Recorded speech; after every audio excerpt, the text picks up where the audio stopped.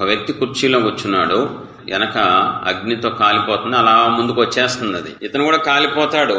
మీరు ఆయన ప్రేమతో చెప్తున్నా, అర్జెంటుగా పారిపోరా, ఇక్కడి నుంచి లేచి వెళ్ళిపోరా, నేను కూడా వెళ్ళిపోతాను అంటే ఆడే వెళ్తలేదు. మీకు ఎలా ఉంటది? ఏరా పిచ్చి పెట్టిందే, చచ్చిపోతావా, వెళ్ళవా, కదలవా నువ్వు అంటారా లేదా? ఆడు వెళ్తాలా అయినా కూడా. ఎందుకో తెలుసా? ఆడు బంధించబడిపోయి చైర్లో కూర్చున్నాడు, చుట్టూ తాళ్ల చేత బంధించబడ్డాడు, కట్టేశారు, చైర్లోంచి బయటికి రాలేకపోతున్నాడు. మీరు అలాంటి వాడిని పరిగెత్తరా అంటే ఆడెక్కడ పరిగెడతాడు? మరే బాబు నా కట్లిప్పుని పరిగెడతా. యేసుప్రభువు వారు శిష్యుల్ని పిలిచి అన్నారు, మీరు వెళ్ళి పలానా గ్రామానికి గాడిద పిల్ల కట్టబడి ఉంటాయి, అవి తీసుకురండి. కట్టబడిన గాడిదల్ని విడిపించి తీసుకురండి. ప్రజలు కట్టబడిపోయారు, బంధకాల చేత, దురాత్మల చేత, వ్యసనాల చేత కట్టబడిపోయారు. అందరూ బంధించబడ్డారు. ఇప్పుడు ఏం చేయాలి? విడిపించాలి. దేవుని సహాయంతో ఆ కట్లని తెంచేలాగా, తెగిపోయేలాగా, బంధకాల నుంచి అవేమీ జరగకుండా ఒక వ్యక్తి పరిగెత్తలేడు, ఒక వ్యక్తి నడవలేడు.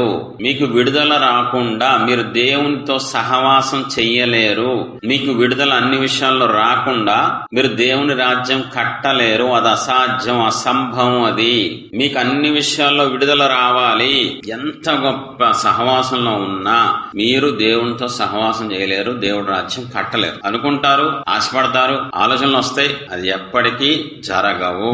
ఎందుకంటే మీరందరూ బంధించబడిపోయారు. మీరందరూ దురాత్మల చేత బంధించబడ్డారు. మీరు చేసిన పాపాల వల్ల, శాపాల వల్ల బంధకాల్లో ఉన్నారు, దురాత్మలతో ఉన్నారు.